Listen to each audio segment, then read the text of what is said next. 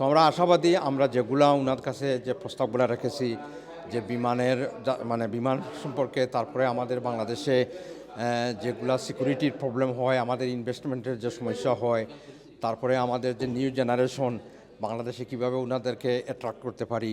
So এগুলা নিয়ে আমরা আসলে আজকে যে আলাপটা করেছি এবং ব্যবসায়িক সম্পর্ক নিয়ে আলাপ করেছি। বাংলাদেশে আমাদের যাদের ইনভেস্টমেন্ট রয়েছে তাদের মানে ওই যে ইনভেস্টমেন্টের নিরাপত্তা, তারপরে মনে করেন আমাদের যে জায়গা জমি আমাদের পূর্বপুরুষরা রেখে গেছেন, সেগুলা কিভাবে আমরা ধরে রাখতে পারি যাতে আমরা কোনো সমস্যার সম্মুখীন না হই, প্রশাসন থেকে সাহায্য কীভাবে পেতে পারি।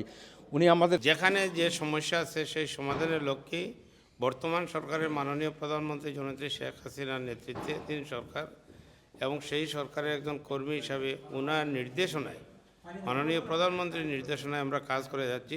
প্রবাসীদের সমস্যা যেখানে হবে সেখানেই সমাধান হবে। এখানে আমাদের 104টি টিটিসি আছে, ট্রেনিং সেন্টার আছে।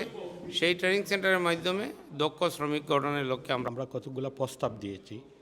এর মধ্যে একটি প্রস্তাব হচ্ছে দক্ষ জনশক্তি করা, ভেরি ইম্পর্ট্যান্ট। যেহেতু উনি ইংল্যান্ডে ছিলেন, বহির্বিশ্বে ছিলেন, উনি অনেক জানেন। তো সিলেটেই একটা ট্রেনিং সেন্টার এ জাতীয় বড় ধরনের কিছু করার জন্য আমরা তার কাছে প্রস্তাব দিয়েছি এবং এগুলা তিনি বিবেচনা করেছেন এবং আশ্বাস দিয়েছেন। হ্যাঁ, বিশেষ করে আমরা বিবিসিসিআই প্রবাসীদের যারা বিজনেসম্যান রয়েছে আমাদের প্রবাসে এবং দেশে, তাদের জন্য আমরা কাজ করি।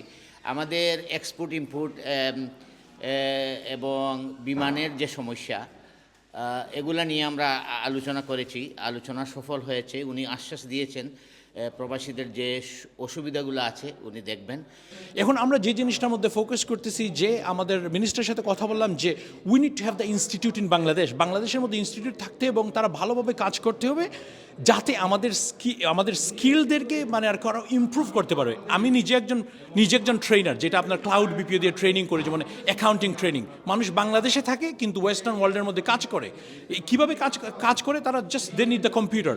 এবং এই জন্য আমি বাংলাদেশ সরকারকে আমি অসংখ্য ধন্যবাদ জানাই, because over last 10-15 years we achieved so much. এখন almost everywhere in Bangladesh you have access to internet, you have access to computer, you have access to mobile.